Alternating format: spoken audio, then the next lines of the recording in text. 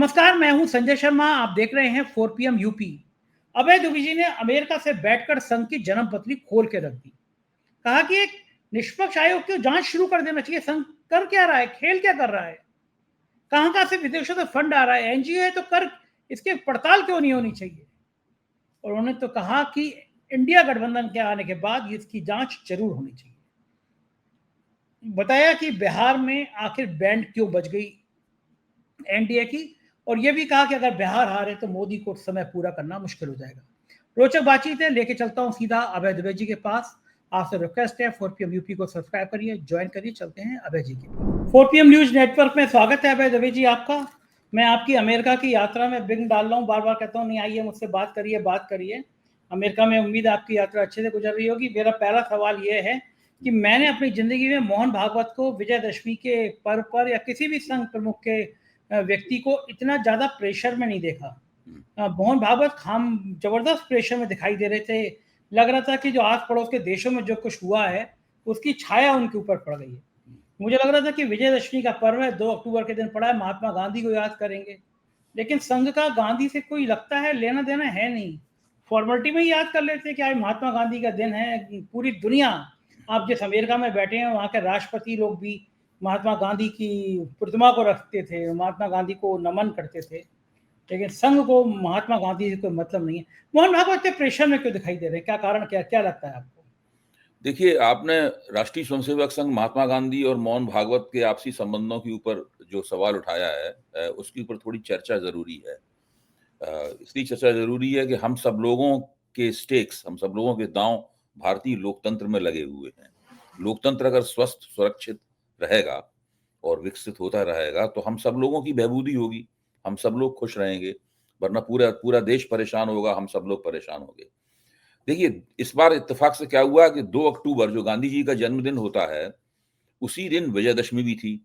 और वो राष्ट्रीय स्वयंसेवक संघ का स्थापना दिवस है विजयदशमी, और वो अपना शताब्दी वर्ष मना रहे हैं इस बार राष्ट्रीय स्वयंसेवक संघ। तो इस बार जो नागपुर में रेशम बाग के मैदान में उनका जो समारोह हुआ, उसमें उन्होंने केवल एक वाक्य बोला कि आज अंग्रेजी कैलेंडर के मुताबिक महात्मा गांधी का जन्मदिन है। बस सिर्फ इतना बोले। इसके बाद महात्मा गांधी के जन्मदिन पर जगह जगह जो प्रार्थना सभाएं होती हैं, मीटिंगें होती हैं, उनकी समाधि पे जाकर दिल्ली में श्रद्धांजलि कार्यक्रम होता है या उनकी मूर्तियों पे जाकर माल्यार्पण किया जाता है। ये सब जो कार्य हम लोगों ने यहाँ अमेरिका में गांधी जी की मूर्ति पे वाशिंगटन डीसी में जाकर माल्यार्पण किया, हम लोगों ने, आप सोचिए। लेकिन भारत में रहते हुए और इतना बड़ा संगठन चलाते हैं मोहन भागवत, उन लोगों ने, उनके पूरे संगठन ने देश भर में महात्मा गांधी की जयंती के ऊपर कोई कार्यक्रम आयोजित नहीं किया। कोई भी कार्यक्रम आए, वो चाहते तो महात्मा गांधी की जयंती के साथ में अपने शताब्दी वर्ष को गूंथ कर अपना पूरा कार्यक्रम आयोजित कर सकते थे। इतना बड़ा पुराना संगठन है, 100 साल हो चुके हैं उसको हिंदुस्तान में काम करते करते। 17 साल तो हिंदुस्तान की सत्ता में रहा है वो। 7 साल अटल बिहारी वाजपेयी के जमाने में, 6 साल और 11 साल से नरेंद्र मोदी के जमाने में संघ सत्ताधारी संगठन रहा है और है। लेकिन उन्होंने ऐसा कुछ नहीं किया। तो मैंने सोचा कि इस बार तो 2 अक्टूबर और एक ही दिन पड़ गया विजयदशमी। पिछले साल क्या किया था इन्होंने, जरा उसका रिकॉर्ड देखा जाए। पिछले साल भी उन्होंने यही किया था। पिछले साल 2 अक्टूबर, शायद 5 अक्टूबर को विजयदशमी थी, तो 2 अक्टूबर को तो कुछ भी नहीं किया इन्होंने, एक शब्द भी नहीं बोला, न किया न बोला। 5 अक्टूबर को विजयदशमी वाले कार्यक्रम में, जो स्थापना दिवस का कार्यक्रम था, उसमें यही लाइन बोल दी, अंग्रेजी कैलेंडर के अनुसार महात्मा गांधी का जन्मदिन 2 अक्टूबर को है। और इससे इनके कर्तव्य की इतिश्री हो गई। आप इससे अंदाजा लगा सकते हैं कि गांधी जी के प्रति इन लोगों का दृष्टिकोण क्या है, राष्ट्रपिता के प्रति, बापू के प्रति इन लोगों का दृष्टिकोण क्या है। इससे आप अंदाजा लगा सकते हैं। देखिए, राष्ट्रीय स्वयंसेवक संघ एक गैर संवैधानिक संस्था है, अनकॉन्स्टिट्यूशनल बॉडी है राष्ट्रीय स्वयंसेवक संघ, और उसका इस देश की सत्ता पर कब्जा है। पूरी दुनिया में कहीं आपको ऐसा उदाहरण नहीं मिलेगा कि एक अनकॉन्स्टिट्यूशनल, एक एक्स्ट्रा कॉन्स्टिट्यूशनल, एक गैर संवैधानिक संस्था किसी देश की सत्ता के ऊपर कब्जा कर बैठी हो और पर्दे के पीछे से, आगे से कठपुतली मास्टर की तरह, पपेट मास्टर की तरह, पपेटियर की तरह पूरे देश की सत्ता को नचा रही हो। वही तय कर रही है सब कुछ, सब क्या, कहां क्या है। जहां तक भाजपा से उसके मतभेदों की बात है, मतभेद तो एक घर में बहुत से होते हैं। सवेरे उठ के बाप बेटे में बहस हो सकती है, उड़द की दाल बनेगी या अरहर की दाल बनेगी, या इस बात पे बहस हो सकती है घर का हम जो इंटीरियर कराएं, किससे कराएं, क्या ना कराएं, मत उसमें नाराजगी भी हो सकती है, झगड़ा तक हो सकता है उसके अंदर, चिल्लम चिल्ली भी हो जाती है बाप बेटे के बीच में। लेकिन आप उन दोनों को अलग अलग तो नहीं कह सकते। तो भारतीय जनता पार्टी के जरिए संघ सत्ता पर कब्जा करता है, कब्जा किए हुए है, पहले भी कर चुका है, अभी भी उसका कब्जा चल रहा है, और वो सत्ताधारी संगठन है, लेकिन किसी बात की जवाबदेही उसके पास। हम उससे ये भी तक नहीं पूछ सकते कि आपने गांधी जी की जयंती क्यों नहीं मनाई। और नरेंद्र मोदी ने क्या किया, वो तो छोड़ दिए संघ। नरेंद्र मोदी ने एक सिक्का जारी किया, उस सिक्के के ऊपर गांधी जी का नाम नहीं है, उस सिक्के के ऊपर राष्ट्रीय स्वयंसेवक संघ के स्वयंसेवकों का चित्र है जो ध्वज प्रणाम कर रहे हैं, और भारत माता के हाथ में भगवा ध्वज थमा दिया गया है। तिरंगा नहीं थमाया गया है भारत माता के हाथों में, भगवा ध्वज थमाया गया है। ये इन लोगों की स्थिति है। देखिए, मैं ये मानता हूं और मैं 4 PM के माध्यम से ये मांग करना चाहता हूं कि उन लोगों से मांग करना चाहता हूं जो चाहते हैं कि देश जो है उन लोगों के हाथ में रहे जिन्हें चुनकर भेजा है जनता ने, ना कि उनके हाथ में रहे जो चुनकर भेजा जरूर है लेकिन हैं किसी और के एजेंट। जब कांग्रेस की सत्ता आती है तो कांग्रेस किसी की एजेंट नहीं होती है, अच्छा करे खराब करे जो भी करे, हम अगले चुनाव में हटा देते हैं उसको। लेकिन वही होती है सत्ता में। ऐसा नहीं होता कि उसके पीछे कोई और खड़ा हुआ है छुपा हुआ, वो उसके आदेशों पे सब काम हो रहा है। अच्छा, तो ये एक आयोग बनना चाहिए, मेरा तो मानना है, जो कि राष्ट्रीय स्वयंसेवक संघ की गतिविधियों की उनके स्थापना दिवस से लेकर और अभी तक की सारी गतिविधियों की बाकायदा एक विस्तृत और गहन जांच करे और उसकी पूरी रिपोर्ट बनाकर देश के सामने रखे कि इनको कहां से पैसा मिलता है, किस कानून और किस दफा के तहत ये रजिस्टर्ड हैं, कहाँ है, क्या है, कुछ पता ही नहीं है इनके बारे में। इनकम टैक्स देते हैं कि नहीं देते हैं, कितना इनकम टैक्स आज तक दिया है, इनकम टैक्स वालों ने की जांच की नहीं की, कहां से पैसा जमा होता है, गुरुदक्षिणा में कितना पैसा, कुछ नहीं पता है। सब इसी तरीके से चल रहा है। अब वो अफगानिस्तान में जब तालिबानों की हुकूमत थी तो वो वहां पे जो कट्टरपंथी मुसलमान थे तो उनका कहना था कि बैंकों की हमें कोई जरूरत नहीं, बैंकों में तो सूदखोरी होती है, इस्लाम सूदखोरी के खिलाफ है। तो मुल्ला उमर ने अपने तंबू में 3-4 बड़े-बड़े बक्से रख छोड़े थे, वही तालिबान सरकार का बैंक था।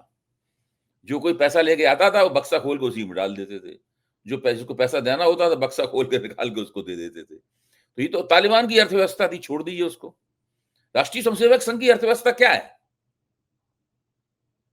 कैसे सब कुछ होता है भाई, इतना बड़ा संगठन है, इतनी संपत्तियां उसके पास हैं, पैसा चाहिए उनको, कहीं ना कहीं पैसा आता होगा, खर्च होता होगा, उसका हिसाब किताब क्या रखा जाता है। मुझे ताज्जुब है, अभी तो खैर राष्ट्रीय स्वयंसेवक संघ की सरकार चल रही है, कौन उनके खिलाफ जांच करेगा। जब कांग्रेस की सरकार थी या दूसरी सरकारें थी, उन्होंने भी इसके खिलाफ इस मसले को नहीं सोचा। जिस तरह ये हर एक संगठन से पूछते हैं कि आपके पास ये पैसा कहां से आया, हम आपके ऊपर ईडी लगा देंगे, ये लगा देंगे, करते हैं, इसी तरह इनके बारे में भी अब चूंकि इनकी सरकार है तो सरकारी संस्थाएं तो जांच नहीं करेंगी, तो एक स्वतंत्र आयोग जो गैर सरकारी आयोग हो, किसी जज के नेतृत्व में उसको बैठाया जाए और वो अपनी जांच शुरू कर दे, लोगों को बुला बुला के पूछने लगे, गवाहियां शुरू हो जाएंगे, संघ कैसे काम क्या करता है, फिर देखिए उसके ऊपर क्या प्रतिक्रिया होती है। जब लेकिन तक अभी जी, ये बहुत जरूरी है होना, ये नहीं होगा तब तक ये लोग बेरोक टोक जो मन में आए वो करते रहेंगे। लेकिन ये अभय जी एक बड़ा सवाल ये है कि जब कांग्रेस की हुकूमत थी, यूपीए की सरकार थी, तो उसने क्यों नहीं कराया, उसको भी करार देना चाहिए था शुरुआत में। अब इतना देखिए, हमले कर रहे हैं। एक काम तो करा ही था उन्होंने, ठीक है, उन्होंने जितना हम लोग चाहते हैं उतना नहीं कराया। आपको याद होगा कि जो अशोक सिंघल विश्व हिंदू परिषद ने जो राम मंदिर के लिए पैसा जमा किया था उसकी जांच तो हुई थी इनकम टैक्स द्वारा। एक गुप्ता जी थे जो बड़े इनकम टैक्स अफसर थे, वो उसके इंचार्ज थे और उन्होंने बड़ी जबरदस्त जांच की थी। आरएसएस पूरी तरह हिल गया था, दिन रात आरएसएस वाले उनके खिलाफ बयान देते रहते थे। तो वो एक काम तो हुआ ही था और उससे पता लग गया था कि और खबरें किस तरह की आती थी, खबरें इस तरह की आती थी कि जो लोग इलाहाबाद में जाते हैं उनके अशोक सिंघल के घर पे, मतलब जो है एक आदमी, एक कोई पत्रकार था यंग युवा, वो टहलते हुए एक कमरे में चला गया तो वहां उसने बक्से देखे जो नोटों से भरे हुए थे। तो इस प्रकार की बातें छन छन के आती थी वहां से। ये बात सही है कि जांच काफी ठीक से होनी चाहिए थी अच्छी तरीके से होनी चाहिए थी, ताकि जो कुछ भी होता, राम मंदिर बनाइए, आप कुछ भी कीजिए, लेकिन वो कानून के मुताबिक होता। हम तो एक-एक काम कानून के मुताबिक करते हैं, एक-एक पैसा कमाते हैं, हमसे टैक्स लगता है, हम रिटर्न फाइल करते हैं, हमारी हर चीज़ आईने की तरह साफ है, खुली हुई है। 4 पीएम को जो भी आमदनी होती है, 4 पीएम सारा टैक्स देता है। अभय कुमार दुबे, संजय शर्मा सब कानून के मुताबिक चलते हैं। तो लेकिन इन लोगों को ये अधिकार और मौका क्यों है कि ये कानून के मुताबिक न चलें? और इनसे कोई सवाल अगर पूछा जाए तो ये कहेंगे आप राष्ट्रद्रोही हो गए हैं, आप हिंदू समाज के साथ खड़ा हुआ है। हम सभी हिंदू समाज के साथ खड़े हुए हैं। कौन हिंदू समाज के विरोध में खड़ा हुआ है? मेरा कहना यह है कि चूंकि मौजूदा सरकार इनकी है, इनकी कोई जांच नहीं होगी, तो उसका सबसे अच्छा तरीका यह है कि उस जांच के सिलसिले को शुरू करने के लिए स्वतंत्र रूप से एक गैर सरकारी आयोग जो है वो बना दिया जाए। जब कोई पूछेगा तो कोई गैर सरकारी आयोग, गैर सरकारी संगठन की जांच कर रहा है। नरेंद्र मोदी ने 15 अगस्त को क्या कहा भाषण में? राष्ट्रीय स्वयंसेवक संघ को उन्होंने एक एनजीओ करार दिया था कि नहीं दिया था? एनजीओ क्या मतलब हुआ? एनजीओ का मतलब गैर सरकारी संगठन हुआ कि नहीं हुआ? गैर सरकारी संस्था। तो एक गैर सरकारी संस्था की जांच एक गैर सरकारी आयोग कर सकता है। एक कोई अवकाश प्राप्त योग्य जज उसको बैठा के जांच पड़ताल शुरू कर दी जानी चाहिए। उससे क्या होगा कि तुरंत इन लोगों के ऊपर दबाव बनेगा। ये लोग भी सोचेंगे कि हम मनमानी नहीं कर सकते। ये दूसरों पर निगाह रख रहे हैं, इन पे भी निगाह रखी जा रही है। ये काम होना चाहिए। आपको लगता है कि अगर दोबारा सरकार बदली, इंडिया गठबंधन की सरकार आई, तो संघ के खिलाफ एक बड़ी जांच, एक संवैधानिक जांच नियुक्त हो सकती है? भाई जांच किसी के खिलाफ नहीं होती है, जांच किसी के बारे में जानने के लिए होती है। उसमें अगर सब कुछ ठीक निकला तो सब कुछ ठीक रहेगा, उसमें क्या बात है। एक ही बार में सब दूध का दूध और पानी के पानी हो जाएगा कि संघ की जो आर्थिक गतिविधियां हैं वो सब संविधान सम्मत, कानून सम्मत हैं। वो सारा टैक्स देता है। अगर टैक्स देने की जिम्मेदारी उन पर है, अगर वो टैक्स फ्री संगठन है, उसको टैक्स एग्जम्पशन मिला हुआ है, तो वो भी स्पष्ट हो जाएगा। भाई जो नॉन प्रॉफिट ऑर्गेनाइजेशंस होते हैं उनको टैक्स एग्जम्पशन मिलता है। तो ये सब जनता के पब्लिक डोमेन में होनी चाहिए बात। संघ के वेबसाइट पे होनी चाहिए बात कि भाई इतना इतना पैसा हमारे पास आता है, हम कार्यकर्ताओं के जरिए, स्वयंसेवकों के जरिए, अपने संगठनों के जरिए करते, इस तरीके से उसको खर्च करते हैं। सबका ऑडिट होना चाहिए। आप ये देखिए, हिम्मत देखिए कि गवई साहब की, चीफ जस्टिस की मदर को बुलाने की बात हुई थी कि साहब उनको भी बुलाया जाए। मतलब जितने संवैधानिक पद पर बैठे हुए लोग हैं उनको भी संघ के मुख्यालय पे संघ से जोड़ा जाए, एक बड़ा मैसेज दिया जाए कि साहब सब संघ से जुड़ा है। लेकिन गवई साहब की मदर गई नहीं और फजियत हुई उसके बाद। जी नहीं, बड़ा अब मुश्किल। देखिए हर चीज को ये लोग इस तरीके से करते हैं कि उससे कोई ना कोई एक विवाद पैदा हो जाता है। भाई अगर आपको मुख्य न्यायाधीश की मां को मुख्य अतिथि बनाना है तो आपने इस काम को पारदर्शी तरीके से क्यों नहीं किया? वो एक बुजुर्ग महिला हैं? आपको काम इस तरीके से करना चाहिए था कि ना उन्हें कोई दिक्कत होती ना आपको कोई दिक्कत होती। इसका मतलब है कि स्पष्ट रूप से उनकी तरफ से सहमति नहीं दी गई थी। आपने उसको मान लिया कि सहमति है, सोचा होगा हमारे निमंत्रण को कौन ठुकरा सकता है। बाद में वो समझ गई कि क्या चक्कर है। भाई यहां तो जिसको बुलाते हैं आप उसके जरिए अपनी गोटी लाल करना चाहते हैं। हाँ, वो समझ गई और खेल पूरा हो नहीं पाया। उधर बीजेपी बड़ा दुखी है कि राहुल गांधी विदेशों में बदनामी करा रहे हैं। कह रहे हैं वहाँ पे कोलंबिया में ऐसा भाषण दिया जैसे देश में की बदनामी हो रही है। आप भी अमेरिका में हैं, अमेरिका में भी राहुल गांधी की चर्चा तो होती है। मैं देखता हूँ सैम पित्रोदा उनके साथ घूम ही रहे थे कि सैम पित्रोदा को ये सबसे निशाने पे लेते हैं कि राहुल के अंकल सैम पित्रोदा ने ये कर दिया, वो कर दिया। हालांकि जिस संचार के माध्यम से मैं और आप बात कर रहे हैं वो सैम पित्रोदा की जनक बताया जाता है, लेकिन वो ओपनली फिर राहुल गांधी उनके साथ थे। मैं देख रहा हूँ विदेशों में तो बहुत बढ़िया स्वागत हो रहा है राहुल गांधी का। बीजेपी लाल हो रही है कि राहुल गांधी विदेशों में भारत की छवि खराब कर रहे हैं। आपका क्या मानना है? देखिए, राहुल गांधी भारत जोड़ो यात्रा से पहले जिस तरीके के थे, ये जो मौजूदा राहुल गांधी हमें दिखाई पड़ रहे हैं, ये वो राहुल गांधी नहीं है। ये पूरी तरह बदले हुए राहुल गांधी हैं। और ये राहुल गांधी वो हैं जो कि राष्ट्रीय मंच पर भारतीय जनता पार्टी, राष्ट्रीय स्वयंसेवक संघ, इन सब लोगों को चुनौती दे रहे हैं ये राहुल गांधी वो हैं जो अंतर्राष्ट्रीय मंच पे इन लोगों को चुनौती दे रहे हैं। स्थिति यह है कि राहुल गांधी ने इतना दबाव पैदा कर दिया है कि लगातार राहुल गांधी ने जो मांगे उठाई थी, उन मांगों को इन लोगों को एक एक करके स्वीकार करना पड़ रहा है।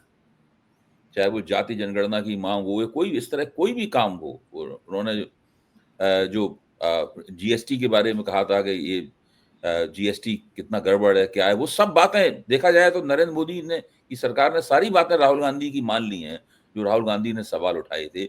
इन चीजों से राहुल गांधी का जो नैतिक आभा मंडल है वो बहुत बड़ा बन गया है, बहुत चमकदार बन गया है। अब ये लोग इस चक्कर में कर क्या रहे हैं कि ये लोग इससे घबराए हुए हैं, डरे हुए हैं, इनकी समझ में नहीं आ रहा है कि इसको इससे कैसे निपटा जाए। तो उसके लिए हर बात के लिए कहते हैं कि राहुल गांधी देश के खिलाफ है, राहुल गांधी देश को बदनाम कर रहे हैं, ये कर रहे हैं, लापरवाह हैं, गैर जिम्मेदार हैं, ये सब सारी बातें करते रहते हैं।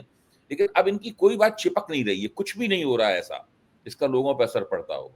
राहुल गांधी का व्यक्तित्व एक बड़ी चुनौती बनकर इन लोगों के सामने मौजूद है। उनकी लोकप्रियता लगातार बढ़ रही है।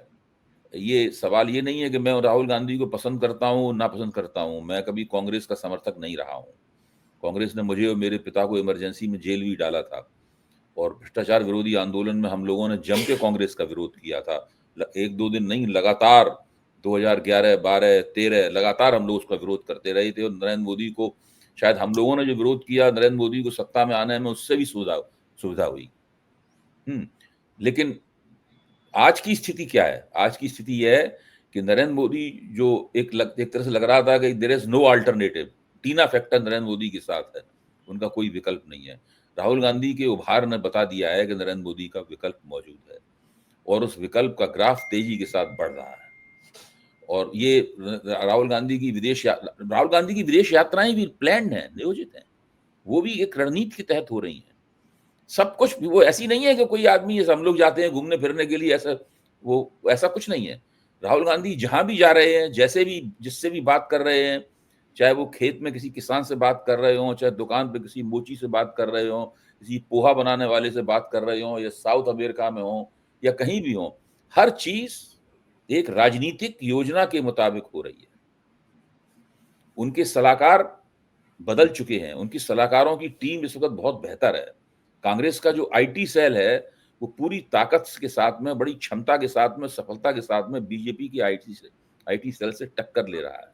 अभी जो बिहार में वोटर अधिकार यात्रा हुई, इसमें सोशल मीडिया पर जो उसकी उपस्थिति है, कांग्रेस की उपस्थिति है, राहुल गांधी की उपस्थिति है, उसने भाजपा और नरेंद्र मोदी की उपस्थिति को मीलों पीछे छोड़ दिया था। उसके बाकायदा सोशल ब्लेड वेबसाइट से डेटा लेके सब आंकड़े उसके दिखाए गए थे। मैंने भी उसके ऊपर एक कार्यक्रम बनाया था, और उसमें वास्तव में भारतीय जनता पार्टी कहीं दूर दूर तक, नरेंद्र मोदी कहीं दूर दूर तक नहीं दिखाई पड़ रहे थे।